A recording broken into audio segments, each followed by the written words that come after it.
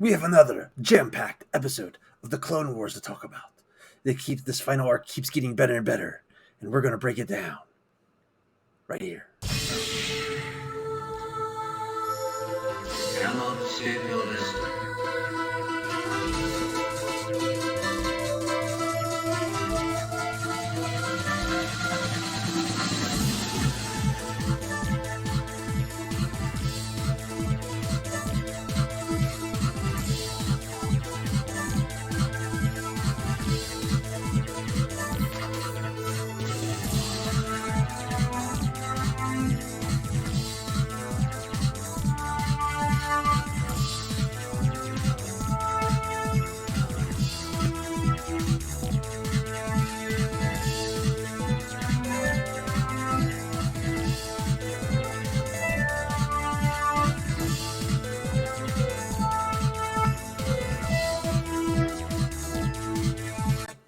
Hello, El Cachorrites, and welcome to the El Cachorro Show. It is I, El Cachorro, here to break down a new and exciting episode of the Clone Wars. We finally got through a lot of filler episodes to get to the exciting final arc that just keeps getting better and better. The last episode was the best of the season, one of the best in the Clone Wars history, and this episode took the notch and turned it to 11. It's so much excitement. Before we get started, if you're new here and just want to help a guy out, click the red subscribe button down below. Help me out. Also, will be a link to a Twitch channel because I stream some games from time to time. If you're able to go there, give me a follow. So I'm trying to work on two goals. I have 100 subscribers on YouTube and 50 followers on Twitch I need to hit. So hey, help a crazy guy in a mask out. That's all I'm asking, right? Boom. See, someone just did it. So we have a lot to talk about here. And this episode, like I said, is probably the best of the season. We have some great lightsaber fights, some great movie tie-ins, a little bit of sequel trilogy connections, as well as some amazing animation. And we have some stills that we're going to show that should kind of show some of that. So we're trying a new format that hopefully the mouse doesn't get mad at me. And that's me get to do this. So let's flip it over here for you. Bam. First off, we start off with the episode's name is The Phantom Apprentice. Okay, come on. That's pretty cool. You gotta like that, right? You gotta like that. We can kind of play it with a little Phantom Menace play on words there. So, yeah, that's kind of cool. We start off where we leave off. Ahsoka's surrounded. Darth Maul's confronted her. She's got her lightsabers drawn. We got this little scene where it's like scrolling around her and she's making these little gritty faces like, I thought that was pretty cool. That was showing off some of the great, some outstanding their art animation advances there. It's kind of had that bulldogish, I'm ready to take y'all on kind of mentality. So I liked it. I thought that was pretty cool animation. So we have our intro, Darth Maul and Ahsoka meeting for the first time. So Maul's kind of doing this. I know who you are. We kind of know who each other are, but we never met, and because we have mutual friends. Ha ha ha.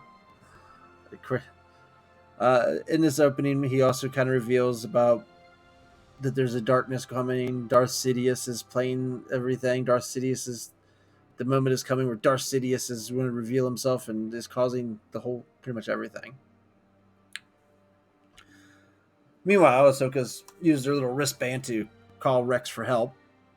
So they're kind of talking this out because she's like, well, come with me to Jedi Council. It's like, well, Jedi ain't going to be in control for much longer. Sidious is taking them out. So Rex shows up. We get a quick little lightsaber instance here. Like Ahsoka's face right there. She kind of, and then Maul kind of like breaks off the fight and like, we're not ready yet. We're not doing this yet. And he escapes. And we go to a briefing where good old Obi-Wan Kenobi has made his return. Now, the last episode, I've seen some people kind of disagree with me on this, but I kind of thought Obi-Wan was kind of being an asshole. He's kind of didn't really seem to care about the Mandalorian thing. once again, we kind of completely dropped the whole fact that Bo saved his butt and asked for him to come back with help, and he never, he never did. So that he forgot about that. Bo seems to have forgot about that too. To be fair, because she doesn't even like, hey, I asked you to bring help for me, man. But here we see Kenobi, and he's more involved in this talk and wanting to know what's going on. And they bring up the fact that Maul's brought up Darth Sidious. So Obi-Wan then tells them, okay, well, here's what we know about Darth Sidious. And he ties it to the Clone Wars, where Dooku name dropped Darth Sidious to him. That Sidious has been manipulating the entire Clone Wars. He's playing both sides, and that the Jedi are aware that he's somehow doing stuff with the Republic, and that he was behind the clones army and stuff like that. But hey, we're still going with it. We know he's out there. But we figure out where we're at in the timeline, because he brings up that Dooku is now dead. Anakin killed him. Unfortunately, that means now they cannot question Dooku about Darth Sidious because of that, and saying, well, if we can capture Maul, then maybe Maul can let us know who Darth Sidious is. So Ahsoka asks for troops, and Obi-Wan's like, well, I would, but I can't. I'm being dispatched to go after General Grievous. Once again, we know, so showing that that's where we're at in Revenge of the Sith, is where Obi-Wan is going after Grievous. And then when she asks about Anakin, Obi-Wan asks, to speak to Ahsoka alone, and he informs her that Anakin's on a mission where he's spying on the Chancellor's report to the Council, because the Council's concerned, because the Chancellor his term limit is over, but the Senate's letting him stay in power past the term. So they're kind of concerned on what's his plan here, which kind of shows you, how naive the Jedi are, because they know there's a Sith Lord manipulating both sides of this war, playing both sides. Meanwhile, on their side, they have a guy in power who's not leaving power, who's staying in power and not stepping down. I don't know. Might want to think there's a connection there, guys. And of course, Ahsoka brings up, well, Anakin's very fond of Palpatine. He's not going to take that very well, and Kenobi agrees. And he's asking Ahsoka to talk to him. And even he goes as far as saying that, hey, the Council is not always right. And so he's kind of saying, yeah, I know they do things that don't against them. This is really cool, because this is, I'm going to have to say, I'm guessing, just kind of guess. I don't know how Ahsoka is going to tie back into some of these things, but you'd have to kind of feel that this is their last talk. This is the last time her and Kenobi talk, and this is a much better send-off, a friendly send-off between these two, where in the last episode they were kind of at each other's throats and kind of fighting at each other. And like I said, if you go back to those episodes where Ahsoka was framed, Kenobi had her back. Kenobi believes she may have been innocent. He was the only council member that was actually on her side. So it's like, it only makes sense for these two that, have a more friendlier send-off. Where, it's kind of, spitefulness stuff of the last episode. So as they're talking, Rex interrupts them, saying that there's been an attack. So Ahsoka has to, go off to go check on that. And that's pretty much where this conversation ends. We find out Maul attacked a bunch of clone troopers. And he took ARC Trooper Jesse captive, because supposedly they mentioned that ARC Trooper Jesse was an older clone who has more knowledge. So he went, So we cut to Maul with ARC Trooper Jesse, and he reveals more of his vision. And he talks about how he was betrayed, and that, he first had resentments towards Dooku, but now he realized that Dooku was also betrayed by Sidious for his new apprentice. So, Maul kind of, sympathizes for Dooku.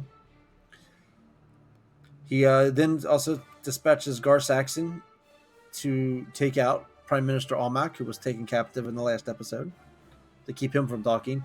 And then he starts interrogating Jesse by using the Sith forces. The whole hand to the face get them to talk, kind of like pretty much what Kylo Ren was doing in the sequel trilogy. So they kind of retcon that power back in to show that hey, this power existed back then. The Sith were able to use their abilities to read minds. So I thought that was pretty cool. Some people, I'm sure, were kind of just whine about how they're just retconning that in. So we go from one interrogation scene to another interrogation scene of this time our good guys talking to Almec about what's Maul's plans.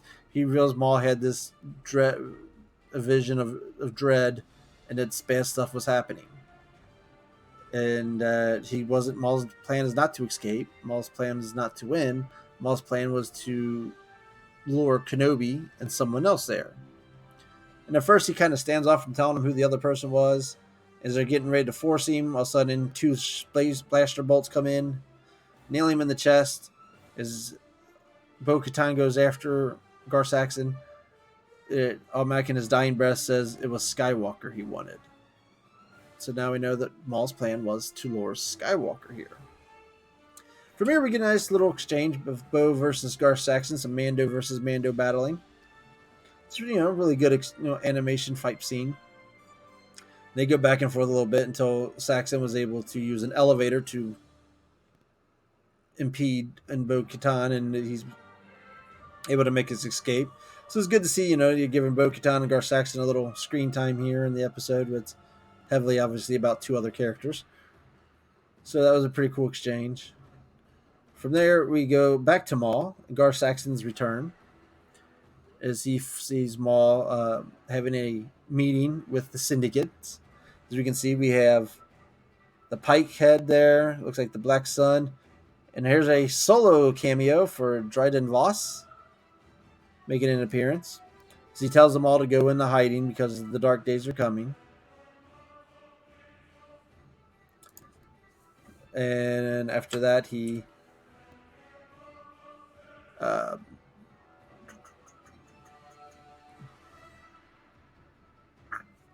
where am I at?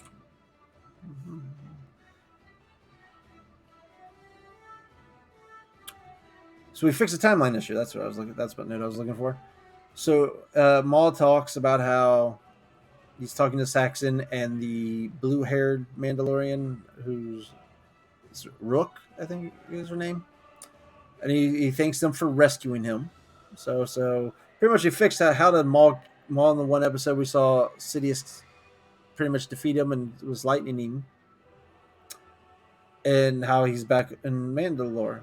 So obviously off screen, Saxon and the and Rook, whatever, something like that, rescued him and brought him back. So they fixed that issue at least. And we get some talk about. So he talks a little bit more about his vision and stuff like that, and then he proceeds to start rallying his Mandalorians to battle. That they are going to go battle and fight to their deaths and have honorable deaths. So pretty much the firing them up scene. And from there we get scenes showing that the clones are escorting civilians to certain areas for protection. The civilians are becoming resentful of the clones' appearance there because so we're pretty much getting what the Mandalorians didn't like the clones to begin with. They didn't want the Republic around anyways because they didn't want to be feel like they were being occupied by them. Of course, this weighs heavily on Bo, who's not happy about this and wants this over as quickly as possible. And Rex say, "Hey, you asked for our help." And Ahsoka's like, "Hey, as soon as we have them all, we're out of here." And stuff like that. As they then walk into the throne room, and we get this cool image here over their shoulders. So they walk in, and there's Maul just all perched up on the throne. Awesome scene.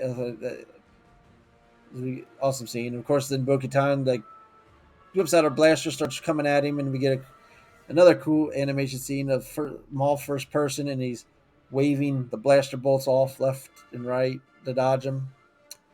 I kind of think this is kind of more a callback towards the Kylo Ren moment when he's able to stop blaster fires. I mean, I know we had Vader on Bespin did kind of something with the directed the blaster bolts, but I don't know if it was really as much Sith as because I think it pretty much he directed them right to his hand or something like that, and was able to absorb them through I guess the armor of his suitors. So I know Vader did something similar, but of course the famous Kylo freezing the blaster bolt in the air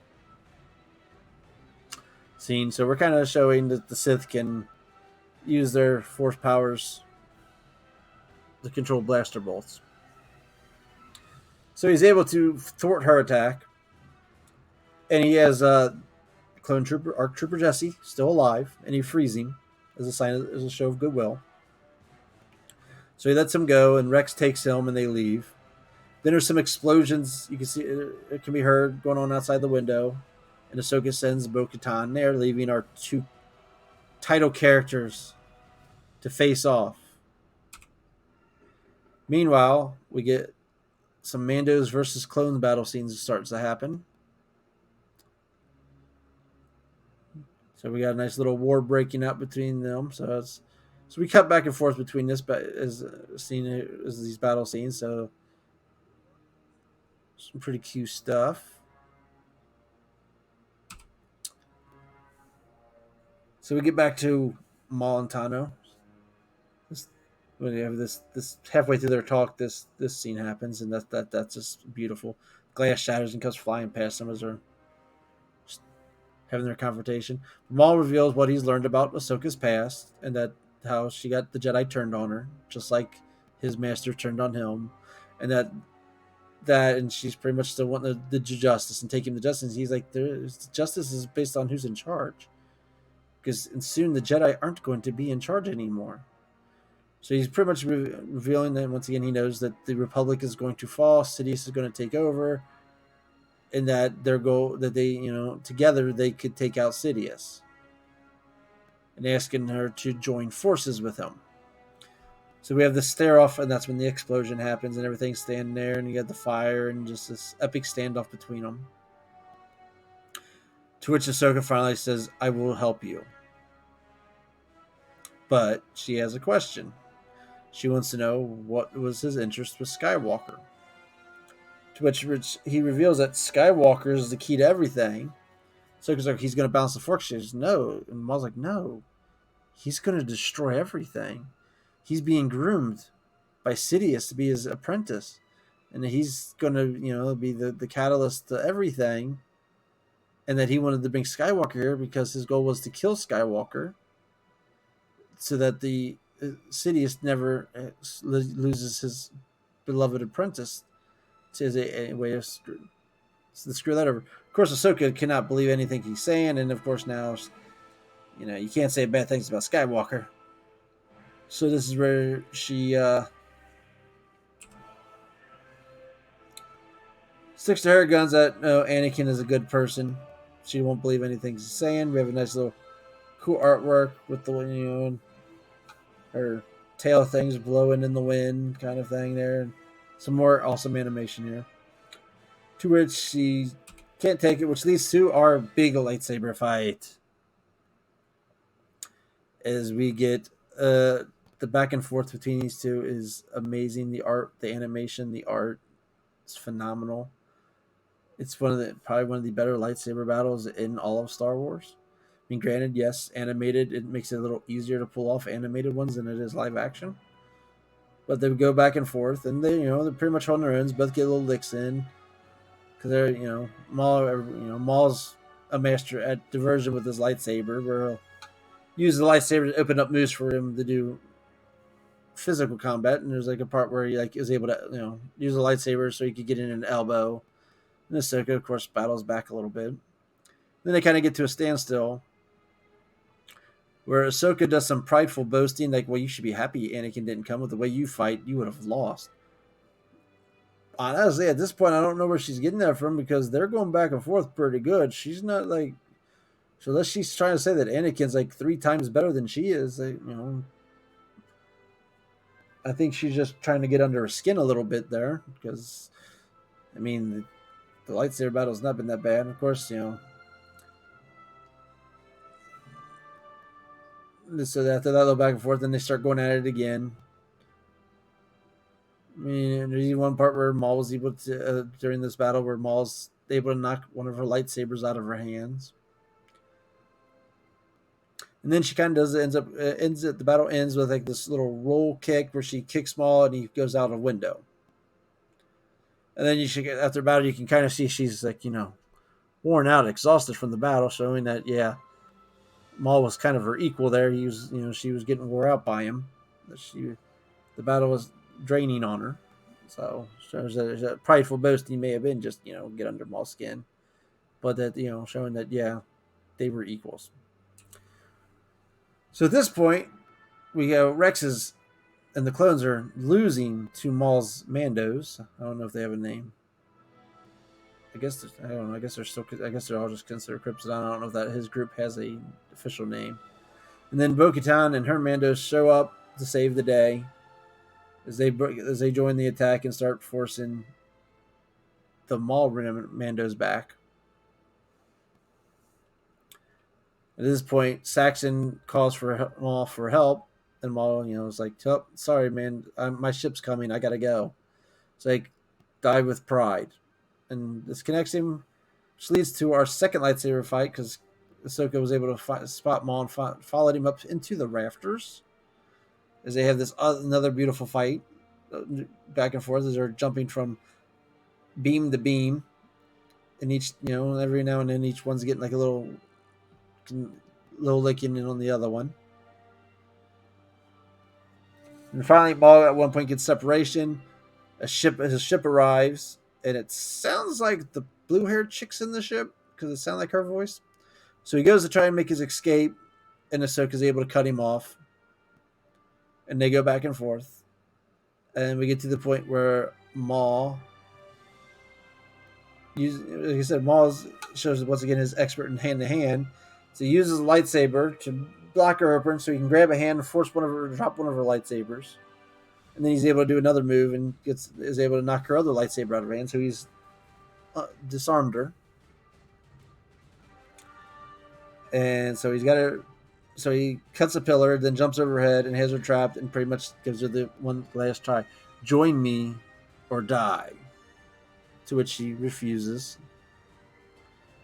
And what I think he should have did is just cut the rafter, the other side of the rafter. I mean, he already cuts one side of the rafter that she's standing on. He jumps over to the other side. All he's got to do is cut that rafter, and she's going to kind of fall.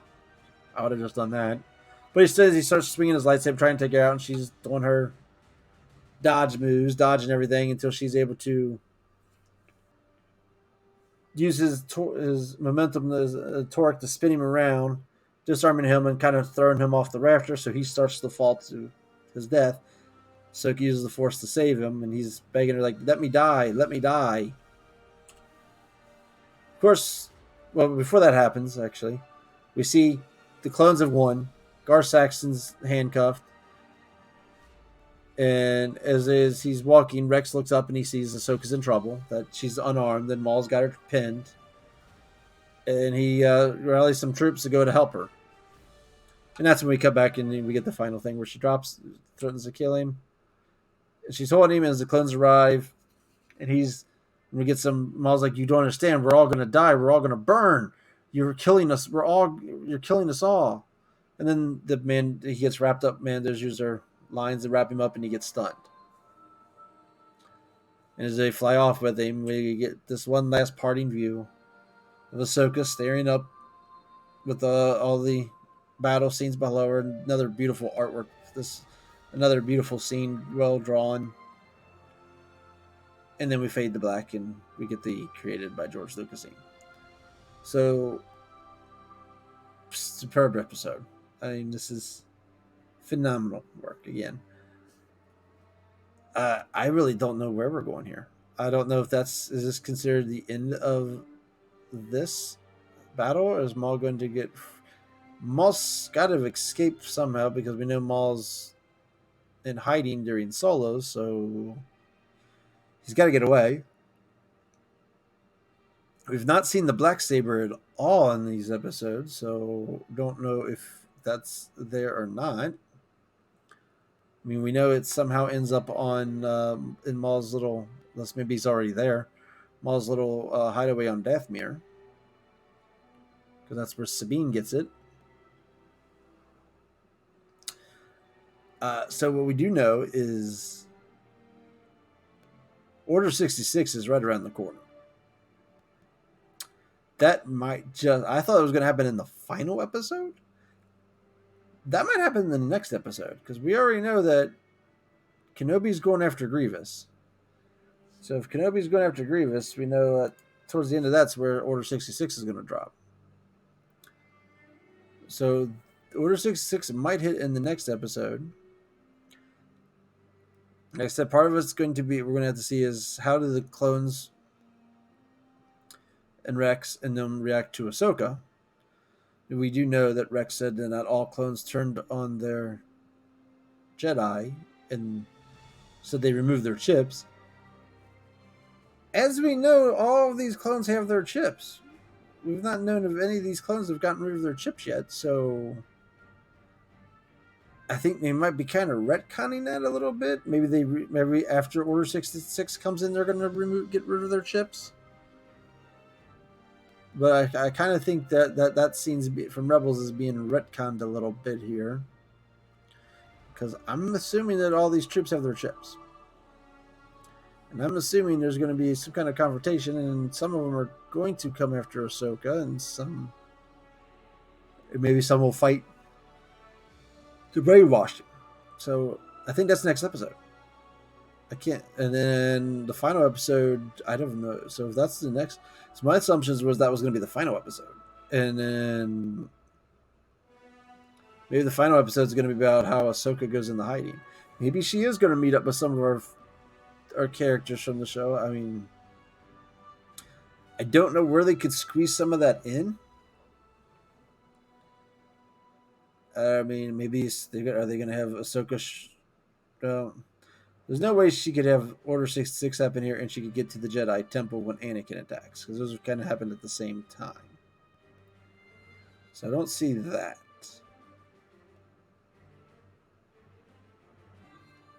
I mean, if they're going to tie her back into some of these other characters, meet up with some of the other characters, that's going to be very interesting, because I don't know how that's going to work. How that would work for the timeline. Like I said, I feel there's no way she's had to be seen Skywalker for the last time. She's had to seen Kenobi, I'm thinking, for the last time. Don't make sense unless maybe somehow she meets up with Kenobi after Mustafar. So I'm actually very interested in perplexed, because the story's going through a lot faster than I thought it was going to. We know Maul's got to escape. We know Order 66 is going to happen. And some of that I'm pretty sure is going to happen next episode. We know the Mandalore is going to be an Empire state. I don't think we're going to get any of the Empire stuff for this yet, because to my knowledge that should be all around the Rebels territory, and the Great Fall shouldn't have happened until Bo-Katan gets the Darksaber. So we know that stuff's way too far out. So I don't know, maybe the final episode will be some kind of a wrap up, like the last episode of Rebels was kind of like this. Well, they had a little something happen before they did the epilogue. I don't know. I'm actually waiting with anticipation for these last two episodes, because I don't know what they're going to do at this point. So it's fascinating. Like I said, this episode was a straight 10. I mean, last one I think I may have gave, like, I don't know what I gave it, 9.5, because I think the last one I kind of voted down a little bit because I didn't like some of the interactions. Like, I didn't like how Kenobi was. I didn't like how Ahsoka treated Anakin at first when she first saw him again. I didn't really get those reactions that they were going for. But this episode, I mean, I don't know if there's anything I didn't like about this episode at all. I think this is a perfect episode. We had great action, great animation, great art, really well done story. I mean, the whole time is Darth Maul is actually the good guy in this episode. He's the one that says, "Hey, something bad's about to happen. This bad guy is about to take over everything. He's about to the galaxy as you know it is about to change. A new order is about to take over and is going to run everything. And the Jedi are done. The Jedi are going to be wiped out." Maul's trying to do the right thing, you know. Maybe Maul, you know, he's Maul. He probably wants to take power for himself. So you know that there's that part of him. But Maul's realizing he's trying to let him know that, hey, bad stuff's a coming. We got to take it, and we should take it out. And so he's technically the one in the right here. So this is a very, very good episode. And till the next one, we have to eagerly wait for part 3 of this epic finale. I know there's the rumors of more Clone Wars stuff. People are like, oh, they're hinting at more Clone Wars. Honestly, I think people are overreacting. I think that tweet was referring that they meant more animation is coming. But the power of this arc, I don't want them to make more Clone Wars because I think it'll weaken this arc. This final arc is a great finale. This is, you know, how a lot of shows should like read. This is how you end your show with a very powerful story part. Do you hear me, Game of Thrones? But we're setting up for this epic finale, and this is how the Clone Wars deserves to go out. I mean, if they go back and make more Clone Wars episodes, it's going to weaken this. And then they should. That's why. I mean, go do other animation stuff. Go do the Rebels sequel show, all that's set in after Return of the Jedi. You could do some other show talking about. I don't know. You can't really do anything following Ahsoka here because we know she's going to show up on Rebels here. And I mean, I guess you could make a show showing Ahsoka's journeys. So I guess from here to Rebels is what, 10 years before we see Ahsoka again. So we know we have like a 10 years, and is this what our book cover? This might be what the book covers. Actually, I've never read the actual book. I have it, but I haven't read it. But this deserves to be the finale. This is the epic finale of the show, and I can't wait to get more, folks. Thank you for watching. Hope you liked it. Feel free to comment below if you have any takes on anything I said. Once again, hit the subscribe button. Help me out. We troll our way to 100 subscribers so we can get our personalized web address up there. So youtube.com/El Cachorro instead of all those numbers. Thank you. And until next time, El Cachorro out. I don't have an out. I don't have an out saying yet.